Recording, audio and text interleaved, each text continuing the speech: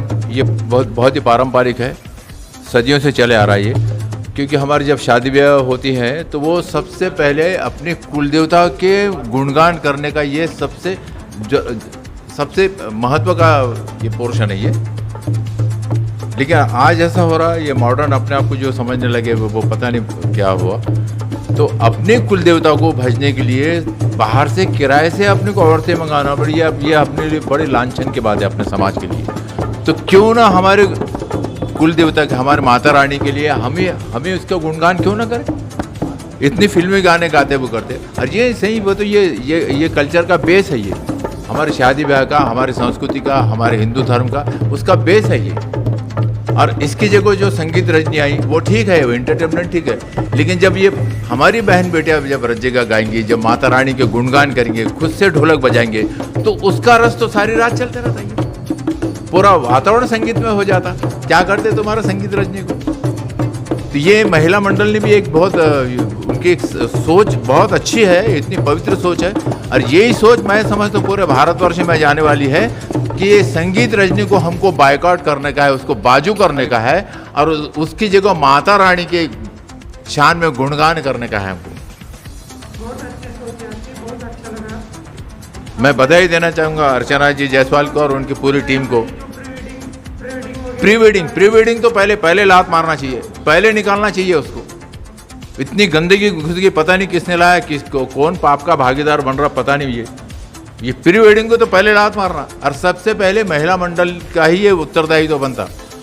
क्योंकि मैं एक बात कहना चाहूँगा कि जिस देश की महिलाएं जागरूक है वो देश आगे जाता, जिस समाज की महिला जागरूक है वो समाज आगे जाता, जिस परिवार की महिलाएं जागरूक है वो परिवार आगे जाता। सारी शक्तियां महिलाओं के पास में है। यदि आपको शक्ति चाहिए माँ दुर्गा जी के पास चल जाइए, धन चाहिए माँ लक्ष्मी के पास चल जाओ, सरस्वती विद्या चाहिए तो माँ सरस्वती के पास चल जाओ। सारी शक्तियां भगवान ने महिलाओं के पास दिया है, पुरुष के पास में कुछ नहीं छोड़ा। तो आपको जो भी परिवर्तन करना है समाज में तो तुम महिला ही कर सकती है। ये मेरा पूरा आत्मविश्वास से बोल रहा हूँ, और ये प्रैक्टिकल मैं देख चुका हूँ मेरे जीवन के अंदर कि आपको परिवर्तन लाना है तो महिलाएं, आप जितनी 30 त्योहार है वो आपके वजह से जागरूक है, मेहमानदारी आपके वजह से जागरूक है, शादी ब्याह की कल्पना, शादी ब्याह की जितनी रिवाज है आपके वजह से ही टिकी हुई है, वो महिलाओं की वजह से। इतनी महिलाएं शक्ति वो तो ऐसे ही नहीं है भाई, वो ये बहुत बड़ी शक्ति है, बहुत बड़ी ताकत है ये। बहुत धन्यवाद। इस ढोलक प्रशिक्षण के माध्यम से आप तमाम समाजवादियों को क्या कहना है? ये फिर से हमको लाना चाहिए। आजकल ये देश की ज़रूरत है, पूरा भारतवर्ष हिंदुत्व की लहर के अंदर जा रहा, और हमने क्यों ना उसको खारे का वाटा जिसको बोलते मराठी में, हमने उसका सहयोग करना चाहिए। आज ये जो संकल्प उठाया आपने बहुत अच्छा लगा मेरे को। धन्यवाद। और ये संकल्प के लिए आपने क्या बोले? नहीं, संकल्पना ये पूरे समाज में इसको पहुंचाना है। मैं रमेश चंद्र जायसवाल महिला संगठन छत्रपति संभाजीनगर की अध्यक्षा। जो आजकल देखा जा रहा है कि आज की जो पीढ़ी है वो आधुनिकता की ओर ज़्यादा जा रही है, जो अपनी संस्कृति भूल रही है।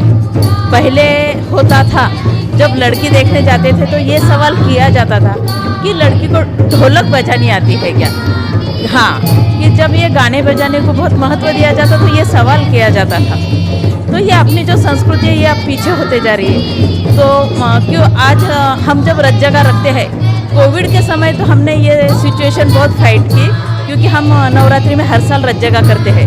कोविड के समय हम बाहर की लेडीज़ घर में नहीं बुला पा रहे थे, जो कि ढोलक बजाने वाली लेडीज़ बाहर से हमको बुलाना पड़ती है। तो उस कारण घर में रज्जगे नहीं हुए, या हम सिर्फ गीत गाकर रज्जगा घर के घर में किए।